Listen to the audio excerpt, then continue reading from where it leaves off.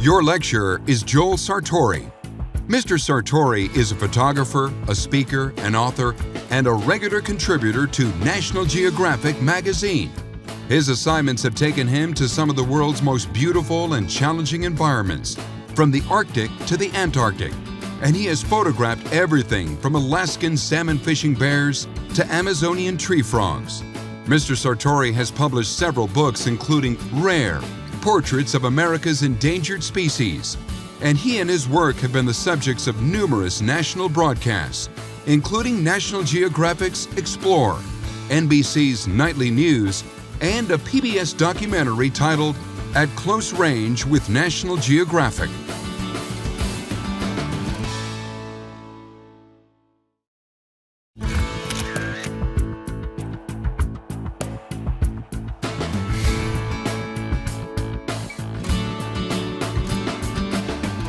Hi everyone, I'm Joel Sartori, a contributing photographer for National Geographic magazine and your professor for this course on photography.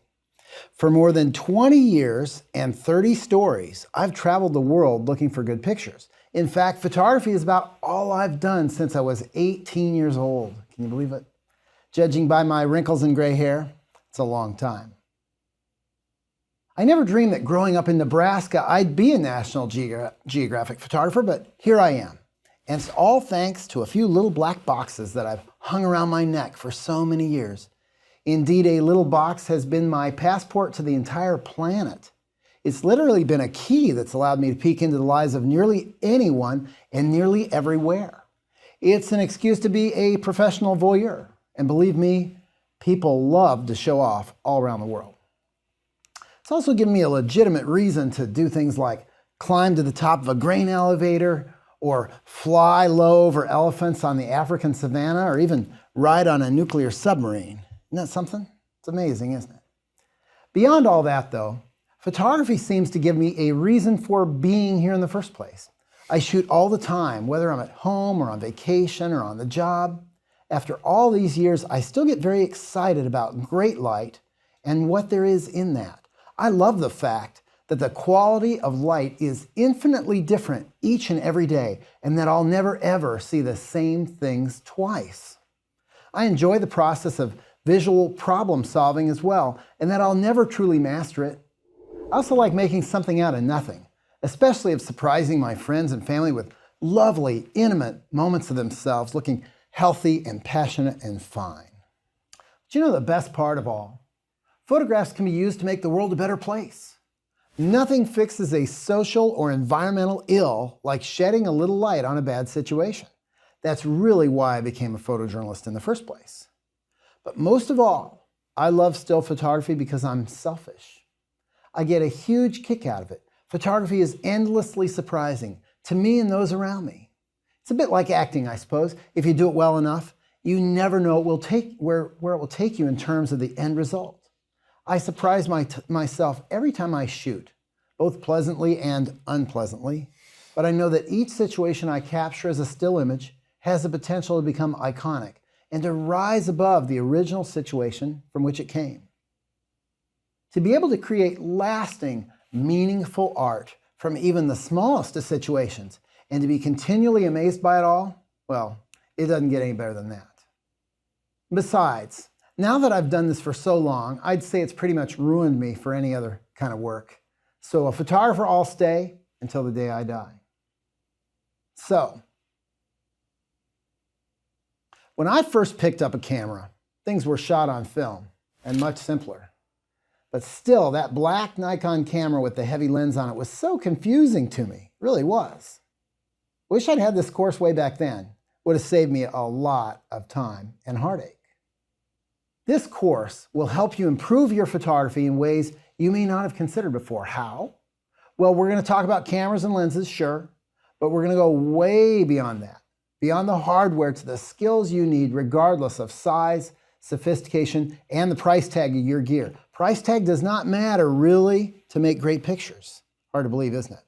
Pure and simple, we're going to talk about seeing well, and thinking critically about your pictures. I mean, being harsh on yourself. So first, what does it mean to see well? Some more good questions. Do you already take good pictures but wish you could take better ones? Ever ask yourself why your photos aren't as good as others you've seen? Ever wonder why they don't always work and what you can do about it? You have come to the right place, my friends. You have. In this course, you're going to learn not only how to fix problems, but why the fix works. And it has everything to do with seeing well and thinking critically. It doesn't have anything to do with your gear, believe it or not. Now, here's how this course is going to be organized. The first half is going to be about basics, cameras, lenses that you have, and how to use them. How to use what you have at home. You don't need to go out and buy a bunch of stuff. I'll introduce you to essential terms like aperture, depth of field, focal length, and I'll talk with you about how photographers manipulate those, as well as let you in on some of my own secrets and personal tricks of the trade. Then we're going to look at how a good photograph is built or constructed using the building blocks of light, perspective, and composition. I'll say it again, light, perspective, and composition. Those are huge, and most people never think about them. They don't, but you're going to. The second part of this course is going to focus on the kinds of pictures that people usually want to take. Things like landscapes, of course, landscapes, wildlife, all right, absolutely. People, we all like to take good pictures of our family and friends, right? And special occasions, maybe even not so special occasions. Just a snowstorm back in Nebraska. We're going to focus on how to clean up and clarify the chaos of life so that your pictures really sing no matter where you live, whether you're in a big city or out in the middle of nowhere. It's fun, it's relatively easy, and you can make better pictures right away. After this lecture, you'll be able to make better pictures, I guarantee you. At the end of each lecture, I'm going to give you a little assignment that's relevant to what you've just seen and heard. In some cases, I'll do the assignment right along with you so you can see the best ways to approach it. I've made plenty of mistakes in all my years of shooting, and I can help you avoid the same pitfalls. The goal is to hit a home run with each picture, no matter what the situation. You may not always get there, but the goal is to try to hit a home run, okay? You're going to learn in 3 ways from this course. One way is through the studio lectures. Here we are in this lovely studio here at the teaching company, the great courses. The second is through plenty of photos I'll be showing as examples. These will be mostly good. I guess that's kind of good, but some not so good ones either. Shot that in the hotel room this morning. Not so nice, right? But I want you to get used to the idea that it usually takes more than 1 or 2 swings to hit a home run, for sure. Especially when we're starting out. It's difficult. It is. And third, you're going to come with me into the field sometimes, back to my home, Lincoln, Nebraska, to a little farm I own not too many miles down the road. Call this the Dunbar House. It's near Dunbar, Nebraska. We're also going to go to a fabulous place just on the edge of town called Raptor Recovery, Nebraska in Elmwood, Nebraska, where injured birds of prey are nursed back to health and released back into the wild. It's a great place to shoot wildlife pictures. We're going to really have a lot of fun in this course, in other words. It's going to be a lot of fun. So to start off, I'd like to show a few pictures of here, the kind that got me my job at National Geographic. People always ask me that. How'd you get your job at National Geographic? Well, this picture helped a lot, believe it or not.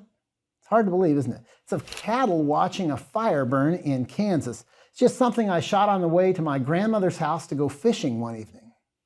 What is it about this picture that attracted the Geographic? Well, it's at the right time of the day when the orange glow of the fire kind of balances out with what's left of the light in the sky after the sunset. It's a nice composition with good lighting, and there are cattle in the middle of a fire. Okay, it's interesting. That helps, right? And the cattle add a little something, a little compositional element to complete the frame. These were young cows that were curious and had never seen fire before. They were just standing there. It was a nice, calm evening. This is one of those pictures that got National Geographic's attention, and it was shot almost in my own backyard at the time. You do not need to go to Timbuktu to shoot something to get National Geographic's attention. Isn't that something? That's a lesson learned, okay? Or let's take this one, of a grizzly biting a guy's head. Well, that's something you don't see every day, do you? Not really.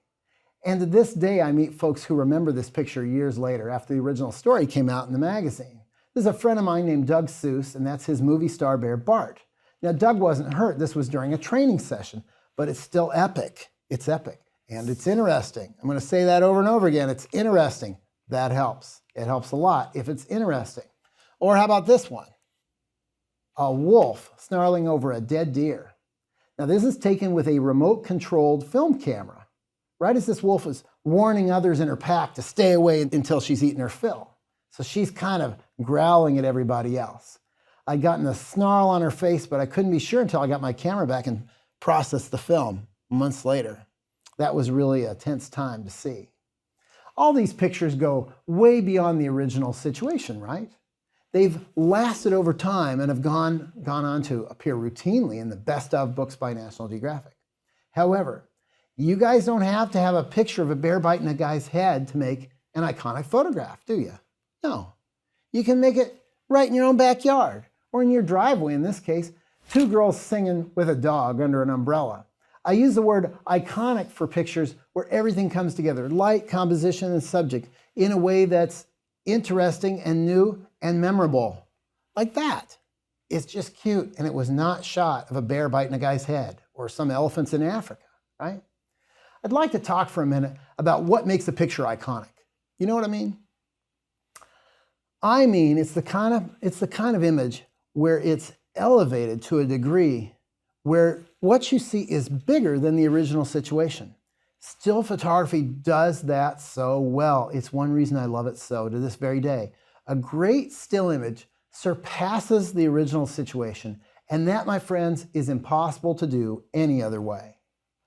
The goal of this course is to get you to learn how to take iconic, great, and fun photos. And by that I mean images that capture a moment, convey an emotion, and mean something to you and those you love. Great pictures can be found anywhere. They do not have to come from an exotic location. It could be a picture on your sidewalk of your dog. It could be a monkey with a funny haircut at your local zoo.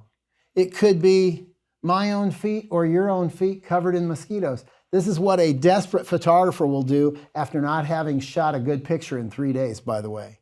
My feet itched for hours. It could be a guy dusting the stuffed sheep in the back of a sporting goods store. Iconic pictures are all around us. They surround us every day. All we have to do is look and see them and think. That's what this course is about, just getting you to think. Simple as that. It's not about gear. It's not about how much money you spend on gear. It's about thinking. That's it. That's the course.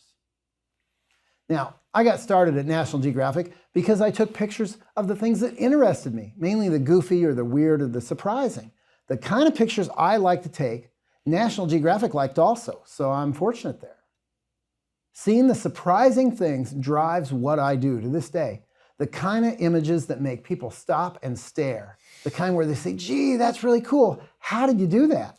I love it when people can't figure out how you get a picture. That's the best, just the best. Photography is really very simple. There are only a few basic controls on your camera, but seeing well, that's the tough part. That's the biggest challenge, and anybody else with a camera. By seeing well, I mean pulling together the various elements that combine cleanly to make an image. And to some, this can be a really tough concept. Can be. It starts with your subject, truly. The light on your subject, the background, and the space around your subject. Through this course, you're going to learn to see each of those things individually. Each element works both separately and in concert with the others to create really good pictures. Let's address our primary tools here, your eyes and your brain. That's right. The camera is just a box with buttons. That's all it is. It's just a tool, nothing to be scared of. I'm going to bet you that almost everything you've ever learned about that box is wrong. For example, you don't shoot portraits when the sun is real harsh over your shoulder. That's a very common mistake. Photographers end up torturing their subjects all the time by making them squint into the sun and sweat. Man, have I seen this a million times. No one wants to sit in the sun and squint and sweat, do they? I mean, please. Put the sun over your shoulder and blast right at it, right? Wrong. Look at this. My poor son Spencer, just tortured once again. So how do you fix that? Well, you shoot in softer light. And we'll talk about more graceful lighting in upcoming lectures. Now notice that I did not say you need a fancy camera. A camera is just a box with bells and whistles, and boy do they have a lot of bells and whistles these days. You don't need to master every aspect of it even. I don't even know how all the features on my camera work. I mean, the manual for the thing's 300 pages long, 300 pages. It's impossible. Unless you were the engineer that designed the camera or you wrote the book, forget it. Without using your eyes and your brain, the fanciest camera in the world won't give you good pictures. They won't give you the pictures you want. I guarantee it. To start off, you need to master just a few of the camera settings, not all of them. You're going to learn what those settings are, nice and easy. When you get more comfortable with the basics, then pick up that manual and see if there's anything more complicated that you'd like to try. But don't try to know it all to start. Shoot, I'm still learning, and I've been at this a long time. This is not a technical course. Can you guess that by now? It's about simplifying the technical information, the basic stuff we need to learn with whatever camera you have and making great pictures. Great pictures. Whatever camera you have, I can guarantee you that you can make great pictures with it. Photography is not about the gear. Good photography isn't. It's about seeing and thinking. Besides, the gear we use changes all the time. It changes every day just about. So eyes and brain. And what is it? We've got these things trained on 3 things. This is what we need, 3 things. A great picture consists of great light, good composition, and oh yeah, something interesting. Don't bore the viewer. Do not force boring pictures on people, please. We're all forced to look at boring pictures all our lives. Please don't do that. Okay, we're going to make sure you get off that nasty habit if you've been doing that, okay? We're going to make sure of it. Having said all that, know that 2 out of 3 things, great light, good composition, something interesting, 2 out of 3 can be enough. It can. 2 out of 3 can create a good lyrical picture. Heck, I've seen an excellent photograph with just 1 of the 3. I've shot a few of those. But a good photographer is always aware of these 3 things: light, composition, and subject, even if 1 or 2 are iffy. And you need to be too. Here are some of the photographs that illustrate a couple of these components. I picked these that I thought were iconic and eventually yield the 3 features we're going for: great light, great composition, interesting subject. The first nice shot came about eventually in the Salmon River Valley of Idaho. I was there to do a story on federal land use. I hadn't found anybody really using federal land. I was just driving back to my hotel room. There's about an hour of light left. I figured I could go back and mope in my hotel room and get nothing, or wander around the field and run into something at least. Anything's better than nothing. So, I'm driving down the highway, minding my own business, a little mopey, the sky's kind of gray, hadn't shot anything all day really. About an hour of light left, like I said. And there's a tractor and the guy's baling hay. And I'm thinking, okay, at least the landscape's wide open. Let's work this a little bit. Okay. So then I get a little closer, go on down the gorge, get closer. I notice there's this kid in this striped shirt. And he's watching, turns out, Grandpa on the tractor. I'm thinking, okay, all right, that's all right. This could be interesting. The farmer's name was Philip Goodell, and his grandson was hiding from him behind these bales. And it was a very cute and idyllic scene. I made some frames, right? Made a few frames. And I liked them, and I was, it was just a pleasant little scene. I didn't really expect anything to be published. And then when they got done, I walked up to their truck. They'd invited me back to their home for dinner, something like that. So I walked up to the truck, and this happens. Wow. They've got this blue heeler dog in the truck, and he tries to come at me just so ferociously through the window. Grandpa's holding on to his back leg, holding on to him so the dog can't kill me. The thing I am most proud of to this day is that I didn't run away shrieking. I didn't run away. I just stood there and I took a couple of pictures. And the grandson is meanwhile sitting in the back seat laughing. He thinks it's hilarious, right? Let's talk about the mechanics of why this picture works so you can get an idea of my approach, believe it or not. I did have an approach in mind when I shot this. The sort of analysis I want you to learn to do with your pictures. Hopefully when there's not a dog trying to rip your face off, of course. Now, first of all, the light is soft. Nice, soft day, right? And the background's okay because we get a sense of where we are. We're in a hay meadow and we're in a rural setting and there's mountains and that's fine. We see a dark sky. We see the bales of hay and we know we're somewhere in the country, in the Rockies maybe. Now you add the people and the dog into it. And wow, is it interesting? Well, yeah. Dog's trying to rip my face off. Everything's sharp and the fangs are bared and it's right there. Another layer on the onion is the kid laughing in the truck, okay? The kid's laughing. He's looking at my reaction and I'm as scared as I can be. The dog was really trying to get out at me and even clawing up the doors. And the kid laughing adds another layer. So it becomes this iconic photograph that kind of lasts through the years. And it was total luck, you guys, total luck. I had my camera with me, so it worked out. If you carry your camera with you, you're going to see interesting things. And this is just in a hayfield in Idaho. And it started out as a nothing situation. I mean, nothing. Quiet, quiet, quiet. Let's look at another one now. This is another picture I consider iconic as well. This is of my wife, Kathy, and our baby son, Cole. He's a toddler, actually. And he is ruining a perfectly good evening for us at Dead Horse Point State Park in Utah. I was doing a story on Utah for National Geographic. It was sunset, and we're at this beautiful scenic overlook. There are some other tourists scattered about, but it just needed something else. Anybody can take a nice picture of an epic scene like that. That's no trick at all. You just wait for the light to get good, right? But I wanted to show something else. So I'm thinking, well, Cole was in a foul mood that night, and I thought if Kathy held him up a little bit and held him still, he'd get in a much worse mood because kids hate holding still. So I had her hold him up, and in about 20 seconds, he starts in again, and he's in this funny little toddler outfit, this goofy little outfit, and you can see the background. The composition's good, the light's soft, and it's something interesting. The kid's screaming his head off. So all three elements in one frame. Doesn't happen very often. Even though we wrecked our day, this photo made up for it. It even ran in the National Geographic story on Utah. I knew when I shot it, it would probably run because we've got good color, a good sense of place, and we've got good composition. The background works well. It doesn't fight with the foreground, but it adds something to the picture. And it's interesting. It's a kid throwing a fit in a funny outfit. So you very seldom see pictures with kids throwing fits, and that's remarkable because just about everybody has kids. I've got 3. Yet how many times do we shoot them bawling? Never. So I think that's a great opportunity. You can go way beyond the obvious with that. Something that's a little bit different, something that makes people chuckle, right? So now, these things didn't just happen. I took a moment to evaluate the situation, to see what was there, and to really think about it, to think critically. I looked for problems to solve.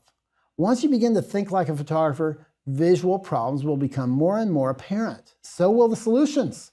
That's great. The more you do it, the easier the solutions. This is key. This is key to the whole course. We are visual problem solvers. The fact that you've paid for this course and you want to learn how to solve visual problems, giddy up. Let's do this. If we're serious about photography, then we're serious about solving visual problems. And those problems are abundant. If it's in your frame, it's in there because you want it to be in there, not because you couldn't figure out how to get rid of it, okay? So to get you started, here's your first assignment. It has 2 parts. First, take a good picture of your favorite room in your own home. I want you to see that room in terms of what might cause problems with your picture. Second, take a picture of something happening in that room. Maybe a person comes in, maybe a pet walks through, maybe you turn the TV on, or you open a window and the wind blows through. Take a picture of something happening. I'll do that second part with you, the making something happen, so you can see what I have in mind. Let's go to my home now in Lincoln, Nebraska, to my favorite room, my living room actually. We'll talk about what we're seeing there and how to think about it and how to get you started making better pictures right at home.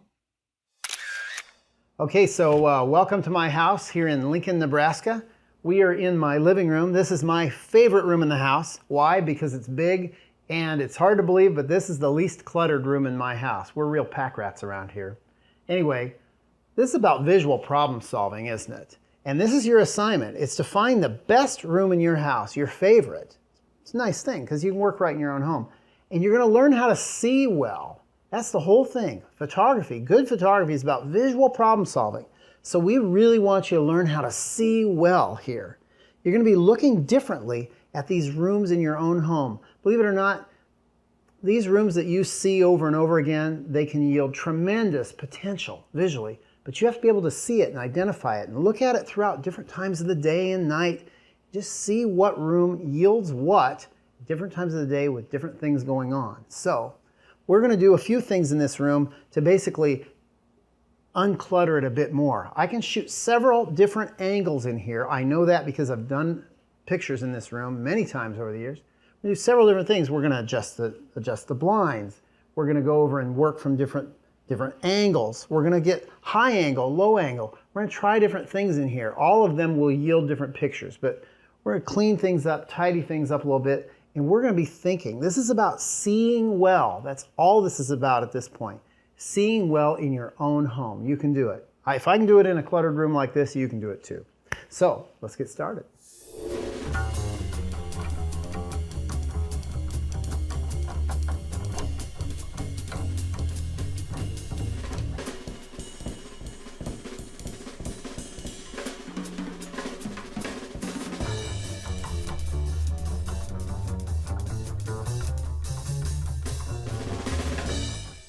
Okay, so we have picked up the room, we've straightened it all up, we've put the pillows back on the couch, we've removed the lightsabers sitting around on the floor, and opened the blinds up a little bit to make the room a little bit more bright. Now, since I'm a busy guy, I don't have time to wait around for something to happen, so I'm gonna bring in my assistants Grace and Rebecca and a couple of dogs, and we're just gonna see what we can get here, try to make something really neat happen.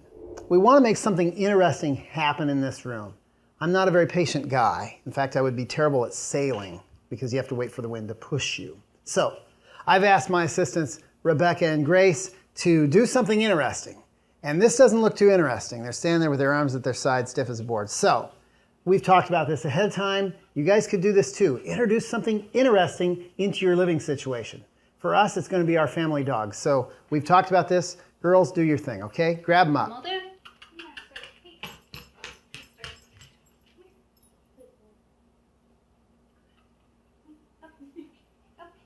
Now see, you got a dog as big as a horse. That's interesting. Now we're gonna make a couple of pictures.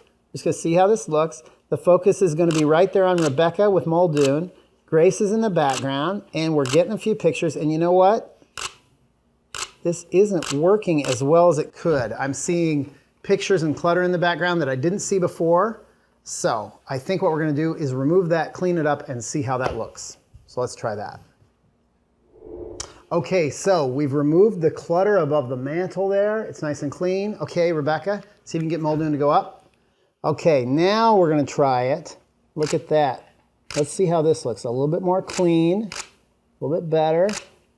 Nice. Grace, just look at the dog. There we go, perfect. I know you're crazy about that dog.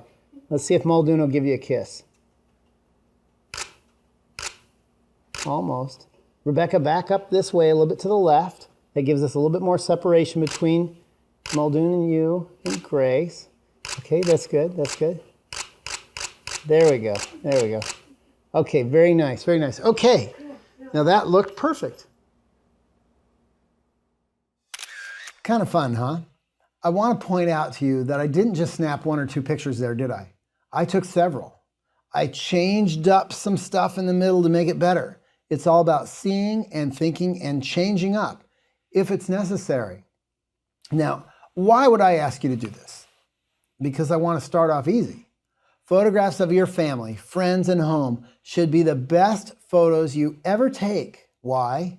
Because you have 24-hour-a-day access to your subjects. The best places, the best things, the best light. You have access to the most dramatic opportunities from, let's see, laughter, of course. My daughter Ellen partying it up at one of her birthday parties, going over the top. To crying, tears, right? Who doesn't want to photograph tears? I know I do. That's sick, isn't it? But you know, it's actually a good disciplinary tool. When you break out the camera, they all of a sudden get better. They hate having their picture taken when they're crying. It's really good for good behavior in kids. Try it sometime.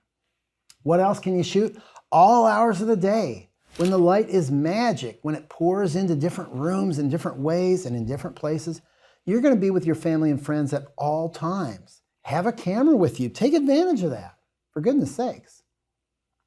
I have a lot of sayings. Here's your first one. Sometimes you just got to pet the whale. This is my slang for the fact that sometimes it's just not picture taking time. Be selective, please. Some things are not really meant to be shot. Don't stand there fiddling with your camera. Look at it and think, is this worth it? Is this worthy? Is this good enough to photograph? If not, can I make it good enough in short order without torturing those I know and love? Sometimes just take a shot or two, then appreciate the rest. I made some changes. I took a few pictures, and that was it, right? I didn't keep Rebecca and Grace and the dogs around for a couple of hours. It was just a few shots, something to record the moment. Don't torture your subjects. So what about that whale? Why do I say sometimes you got to just pet the whale? Well, because years ago, literally, I encountered whales on a piece I was doing for the Endangered Species Act story I was working on for National Geographic. And we went to this Laguna San Ignacio in Mexico on the Baja Peninsula, okay? So you go out in these little boats called pongas, and you're in this beautiful lagoon on a sunny day, and there are these gray whales there that have no memory of being hunted. And some of them come right up to the boat. to be petted, believe it or not, because they don't remember that people used to hunt them. Some of them roll on their backs and on their sides. They stick their tongues out. They want you to scratch their tongues. It is really incredible, just incredible. So there are people in the boat, believe it or not. This is the saddest thing. They insisted on videotaping and shooting the entire thing, but they're supposed to be on vacation. They're supposed to be on vacation. They never stopped to pet the whales. They never stopped to pet the whales. Can you believe it? If you can, you must pet a whale. And this means you have to put your camera down to do this. Another example of when not to shoot, I photographed Cole's birth, my son's birth, but I did not experience it. Believe it or not, I didn't experience it. How could that be? Well, just is. I'd rigged up the camera so that I had remote cameras and foot switches and I could take pictures of Kathy in labor. Don't I look like I really care, like I'm compassionate? No, I'm focusing in on Kathy because I know I've got to focus there, and I'm actually firing a camera with a foot switch under the bed, believe it or not. I wanted to do this photo essay that showed Kathy as she goes to the hospital, gives birth. There's her doctors watching a James Bond movie on TV while they're waiting for contractions. There's the nurse teaching her how to breathe, because I went to Lamaze with Kathy, but I wasn't helping her breathe. I was just shooting pictures. I wanted to do this little photo essay that I thought would be something lasting to give to Kathy, her mother, and my mom. So there's Cole being born. Here I am presenting the baby. I look pretty happy, but I'm hitting the foot switch under the bed. That's how pathetic this is. I'm hitting the foot switch under the bed. So I missed the whole experience. Look at this. I mean, I look at these pictures, I'm actually kind of ashamed of them now because I was working. I was working the event. Yeah. Well, I got a nice set of pictures, and I shot my brother and my sister-in-law coming to see the baby, and there's my parents. My parents are staying back in case they have a cold. But you know, and there's Kathy's family when we were at home. I got this nice set of photographs, surely, but I missed the birth. I missed it. I missed the whole thing because I was working it. I will not make that mistake again, I guarantee you. I worked the birth and I missed it. Still bums me out to think about it. Well, when my second child, Ellen, was born, I took one picture of the baby on the table and then I cried like a baby. So sometimes you just want to stop and enjoy life. Look, 100 years from now, no one will know any of us even existed. So think about that really. Some things you just don't want to shoot. Be very discerning and discriminating about when you pick up that camera. Your pictures will be a lot better if you just say no to most things. I want you to figure this out though, through this course, when to say yes. So now you're just itching to go out and buy a camera and get started? Not yet. In our next lecture, we will talk about what equipment you do and do not need and how to make the most of what you have already in terms of gear. So please, stay with us.